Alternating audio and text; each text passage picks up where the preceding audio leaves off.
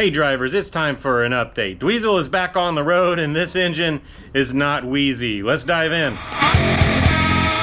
We're fresh back from Bug Jam for the year, had a great time, and it was wonderful to reconnect with a lot of you, both online with the live stream and in person, and it just reminded me how awesome all of you are and how much I really need to do better to give you all some updates. So I know everybody is wondering about Wheezy. Still a thing. Wheezy is right here on the shelf.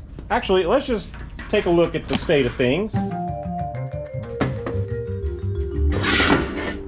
You'll recall we got Wheezy line board. Now I think there's a few different sizes here, if I remember correctly, and that's all right because this case is kind of a hopeless cause anyway. The problem we're having is not the crank though. The crank spins fine in the bearings that we have, so we're all set there. It's actually the number 2 cam bore. In a case that's pretty trashed like this, sometimes the number 2 cam bore will collapse a little bit. So that's my problem. It partially I created, partially it was probably already like that. But the cam is binding at the number 2. Now luckily there's a way to deal with this. It's something called a cam boring bar. I don't have one, but I have been looking for one, and if I can't find one, which is kind of what it's looking like, I do have the stuff that we might be able to make one. Now this will definitely be a skill builder for me, but I do have some 4140 that I picked up and some bronze for this and some other projects. People that know metal know that this is the kind of bronze that you might use for a bushing. So that'll be fun if we get to it. The way those things work is they locate in the number 1 and 3 bearing bores for the cam, and there's just one little cutter that hopefully just skims the number 2 bore there. So we'll have to play with that to really move Wheezy forward. That's kind of the holdup on Wheezy and where that project stands now. It's still alive, it's still a hopeless case, and it's still gonna be a whole lot of fun. We have some single port heads down here to choose from, a hopeless piston and cylinder set that's gonna be a lot of fun, and the crank that's all ready to go. I've got some grease on it just to keep it from rusting, but still alive. Also got a crank set up in this case. This is also an early single relief case. This one came out of the double cab, and you may recall it, but that's still a go also. Its big issue is this giant case saver that we made, because this was all stripped out. That's something that I made many years ago, so we'll see if that'll work. You may notice a bit of an addition to the shop. Underneath the swap meet haul from Bug Jam there is a new engine stand. We fabricated this thing to be able to pick up an engine off the ground. So I made a lead screw arrangement here. You can dial this thing all the way down, bolt it to the engine, dial it all the way up to actually a little bit higher than normal, which is nice. I shot some video of the process. I was pretty busy during that time, but I did shoot some video, and I'll put something together for y'all so you can see what's going on with the new Haptic Garage engine stand. We picked up some more single port head cores at the swap meet. Didn't really intend to, these just followed me home. This was the big prize, believe it or not. There are a ton of never used valves in here. So just the mother load of valves, and look at that. Some oversized valves here. This is like the old school oversized valve. Now it's like all 40 and 42. But there's a lot of stock size valves that are of great interest here for some of the rebuilds that we're doing. Even found some 33 millimeter exhaust valves, which is just a little bit bigger than stock, and that'll be kind of fun to cut those seats and make all of that work. But I was really happy to find this. Some of these need to be cleaned up a bit, but we're set for valves when we rebuild our heads.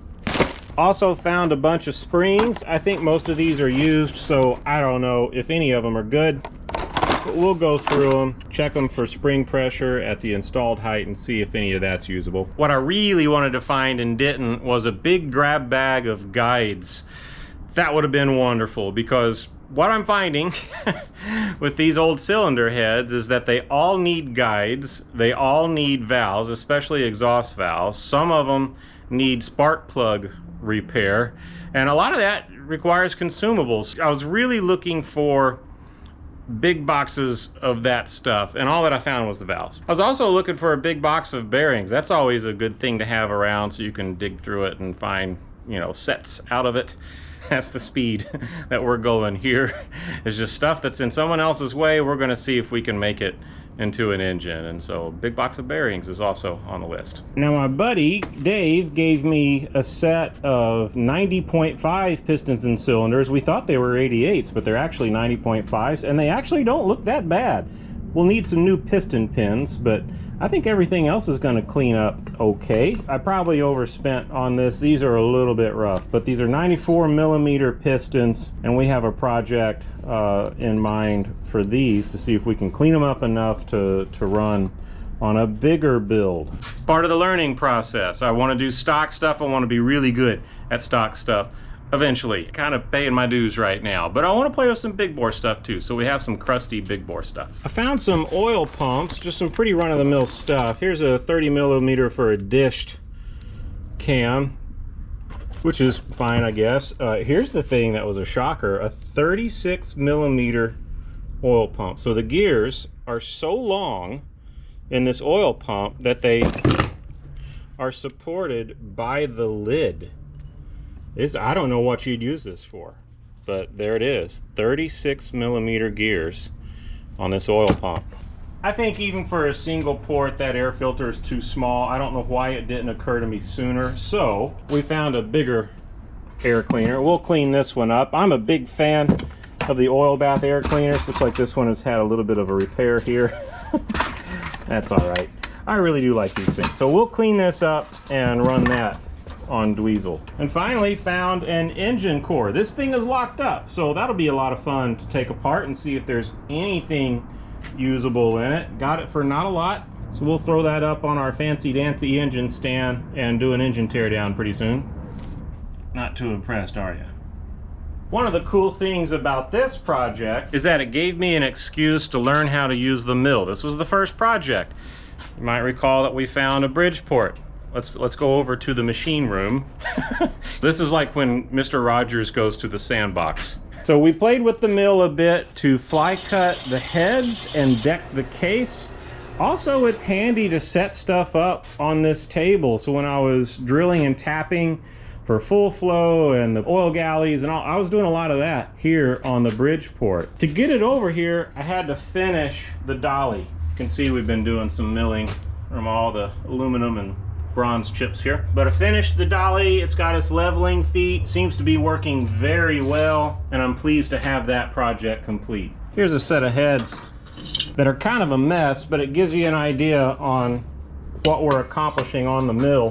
One of the many problems this set of heads has is this ridge from the cylinder pounding into the head, and so the remedy for that is to fly cut. When that happens, the CCs go down a little bit, but that's part of the refurbishing. This particular head has the semi-hemi cut.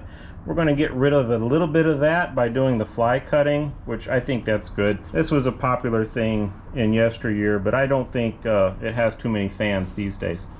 But we'll be able to do that on the mill, and maybe even bore these out for those 94 millimeter cylinders. So having a lot of fun with this thing, and we definitely have some projects coming up that will require its use. This is the secret right here. So Rocky Jennings out in Washington, I think, sells these things, and so I was happy to get one of these sets.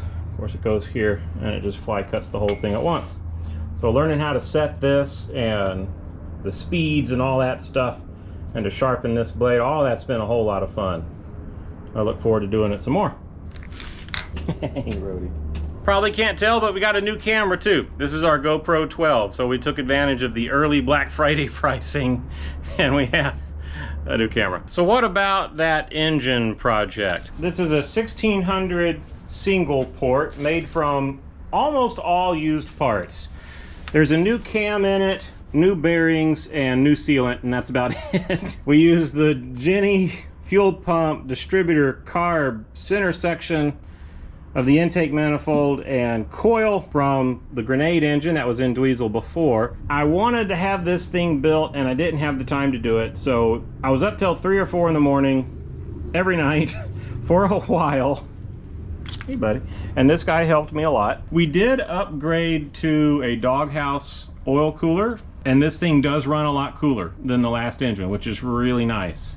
We used a dual port center section, which is cool, and these single port end castings. I had an old set laying around. Built up these single port heads from cores, put new guides, valves, springs, retainers, and keepers in there. Did at least one spark plug thread repair. The pistons and cylinders are 85.5 millimeter, of course, and they were actually used, so we honed them and re-ringed them and put a new Coltec cam in there, so just a cheapy stock dished cam. The crank came from an 1835 engine that we thought was a 1915. That kind of kicked off this whole thing. I was hoping to just clean up that engine and run it, but it had too many problems. So the crank has lived on in this engine. When I was drilling and tapping all of the oil galleys, I went ahead to tap this one for full flow, and I actually cracked the case.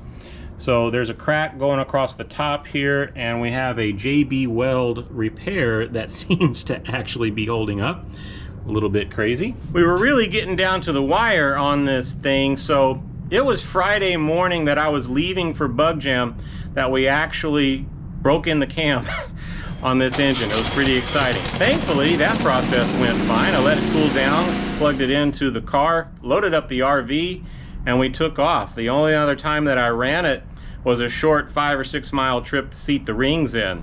The third time that I cranked this engine, we were unloading at Bug Jam later that day. So it was a pretty quick and crazy process that left me wondering if I missed anything. So what we'll probably do here in the near future is pull the engine and go back through it, go all the way back down to the long block. I didn't do any valve train geometry, which it should be close because it's mainly stock, but I want to do that and check a handful of other things. But so far it's doing all right. I drove it to work all this week, so hopefully this one will last a while we work on some of these other projects. I'm going to do my best to keep the camera handy and see if I can put some of this stuff together and share it with you, because the whole thing is a whole lot more fun when you're with me. So thanks again, everybody. We'll see you again in the next one. Build it and go.